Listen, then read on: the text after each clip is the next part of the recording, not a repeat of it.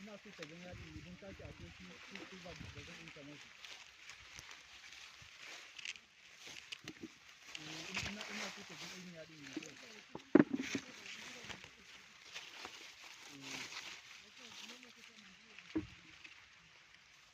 ne ki ya jaru mamu san yawa sai ki dan karɓi number mamu san